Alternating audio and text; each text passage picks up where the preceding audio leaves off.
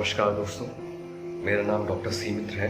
मैं यहाँ पर कस्तूरबा मेडिकल कॉलेज में एक एज अ पैथोलॉजिस्ट वर्क करता हूँ। आज मैं आप लोगों के साथ शेयर करना चाहता हूँ अपना experience as a corona patient, ताकि ना केवल आप जो भी लोग हैं जिनको कोरोना के बारे में जानकारी चाहिए कि क्या सिम्टम्स आते हैं और कब टेस्टिंग कराना चाहिए, कैसे टेस्टिंग होती है, वो सारी जानकारी मैं आपको दूंगा। तो सबसे पहले मैं थैंक यू बोलना चाहूँगा मेरे सारे वेल विशर्स को, मेरे सारे अपने लोगों को जिन्हें अपना कंसर्न दिखाया मेरे लिए, और उनके गुड विशेस और उनकी अच्छी ब्लेसिंग्स के कारण मेरी तबीयत आज काफ़ी सुधार हो गया है। आज मुझे मेरा जो एक्सपीरियंस है मैं आप सब शेयर करता हूँ। मेरे जितने भी मुझे जो पहली बार सिम्टम्स आना स्टार्ट हुए थे वो हुए थे 29 जुलाई को।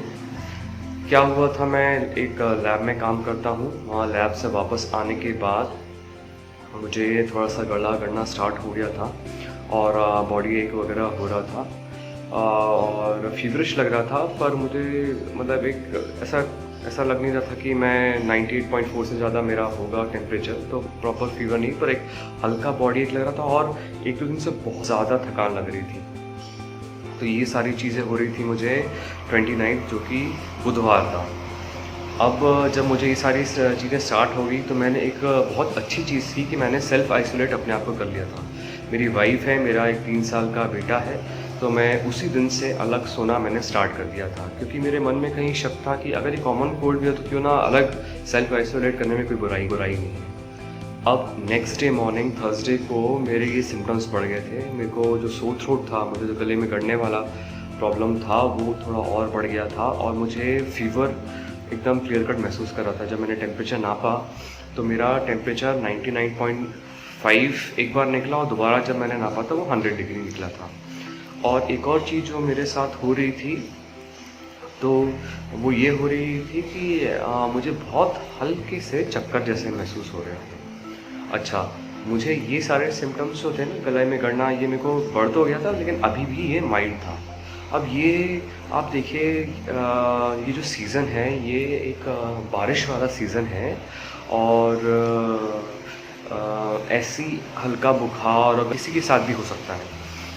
तो सवाल जो दिमाग में ये आता है कि क्या मैं टेस्ट कराऊं कि नहीं कराऊं, और यही सवाल मेरे दिमाग में भी आया था। मैंने अपने वाइफ से डिस्कस किया कि क्या करना चाहिए। तो क्योंकि फ़ीवर आ रहा था मुझे, तो हमने यही डिसाइड किया कि टेस्ट करा लेना चाहिए। स्पेशली मेरा बेटा भी है, अगर मेरे को कोरोना हुआ तो मैं इन्फेक्शन स्प्रेड कर दूंगा। मैंने डिसाइड किया कि मुझे अपना चेकअप कराना चाहिए। इसके बाद मैंने चेकअप, दूसरा सवाल ये उठता है सभी के दिमाग में, हाँ चेकअप कराना चाहिए। आपके फैमिली डॉक्टर तो आप कंसल्ट कर सकते हैं। मेरे यहाँ पर फीवर क्लिनिक्स हैं, तो मैं वहाँ पर गया। फीवर क्लिनिक्स में मेरा जब टेम्परेचर नापा गया तो वो नॉर्मल निकला, वो नॉर्मल निकला था। हालांकि मुझे क्लियर कर बॉडी एक हो रहा था और I was clearly feeling that I am not normal, there is something wrong going on inside me. उन्होंने मुझे नंबर दिया कि मैं टेस्ट का सैंपल देने के लिए बुकिंग कर दूँ। तो इस टेस्ट के लिए यहाँ पर जो मणिपाल हॉस्पिटल है, यहाँ पर रैपिड टेस्ट नहीं कर रहे हैं, इससे ज़्यादा कन्फर्मेटरी टेस्ट एक होता है जिसका नाम है RT-PCR, ये करते हैं। तो मुझे अगले दिन, ये सारी बात हो रही थी 30 तारीख की जो कि गुरुवार था, तो मैंने टेस्ट बुकिंग के लिए उनको कॉल किया। जब उनको कॉल किया तो एकदम से काफ़ी टाइम तक उनका फ़ोन नहीं लगा। फिर शाम को उनका किस तरह मुझे वापस फ़ोन आया कि पूछने के लिए कि आपने कॉल किया। तो मैंने अपने सारे सिम्टम्स बताया और मैंने बताया कि मुझे अपना टेस्ट करवाना है। तो मुझे फ्राइडे मॉर्निंग 10 o'clock की डेट मिली अपना सैंपल देने के लिए और अपना टेस्ट कराने के लिए। उस दिन भी मुझे काफ़ी ज़्यादा बॉडी एक और काफ़ी मेरे सिम्टम्स जो थे वो एग्रेवेट हो गए थे। मैं उस समय भी फीवर के लिए डोलो 650 मतलब पैरासीटामॉल 650 mg मैंने लेना स्टार्ट कर दिया था। अच्छा, अब बात आती है अगले दिन की। अगला दिन मतलब ये हो गया 31 तारीख फ्राइडे को मैं 10 बजे गया और अपना मैंने सैंपल दिया। तो सैंपल, तीसरा सवाल जो सबके मन में आता है कि सैंपल कैसे देते हैं।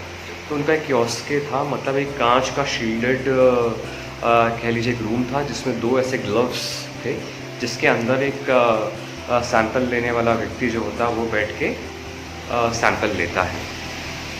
तो सबसे पहले मैं उनके सामने गया और वहाँ एक सैनिटाइज़र रखा था, उनके हाथ में मैंने सैनिटाइज़र डाला और उनका हाथ सैनिटाइज हो गया। उसके बाद 2 प्लास्टिक के वहाँ टेस्ट ट्यूब थे।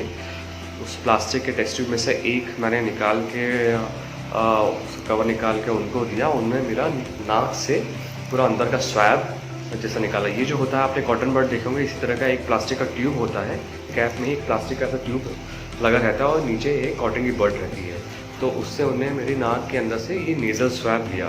नेज़ल स्वैब लेने के बाद उनने मुझे वो प्लास्टिक का ट्यूब जो उसका था वो देने को बोला, उसमें वापस उन्हें इंसर्ट कर दिया। इंसर्ट करने के बाद उसका जो बाहर से प्रोजेक्टेड वाला थोड़ा सा एरिया होता है, उसको मैंने सीजर से उठा के ऐसे काट दिया, उसको क्लोज़ किया और वापस रख दिया। ये मेरा नेज़ल स्वैब हो गया। इसी तरीके से मेरा ओरल स्वैब लिया गया।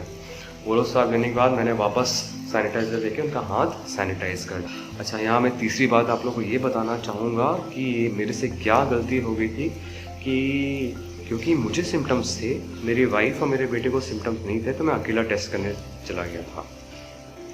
आपको कभी भी आपको सिम्टम्स आते हैं तो आप अपने पूरी जो भी आपके क्लोज कॉन्टैक्ट जिनके साथ आप रहते हैं, पूरी फैमिली के साथ आप उस चीज़ का टेस्ट कराइए।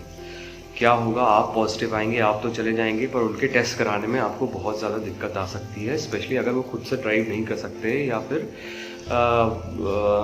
गवर्नमेंट के इंस्ट्रक्शन के हिसाब से तो वो लोग क्वारंटाइन में चले सैंपल देंगे और उस टाइम में अगर उनको सैंपल देने के लिए दोबारा आना पड़े तो वो फिर फैला सकते हैं इन्फेक्शन। तो बेस्ट चीज़ यही होगी कि आप लोग सब साथ में जाइए, साथ में सैंपल लीजिए।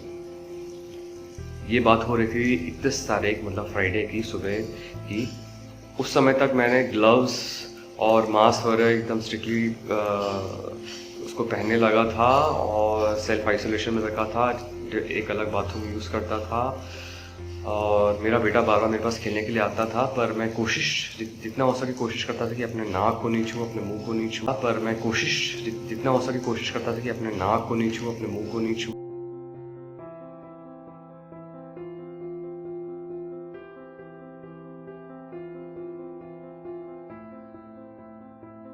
तो कई बार RT-PCR, अब अगर आप ये RT-PCR जो है ये मैंने मणिपाल हॉस्पिटल के थ्रू करवाया।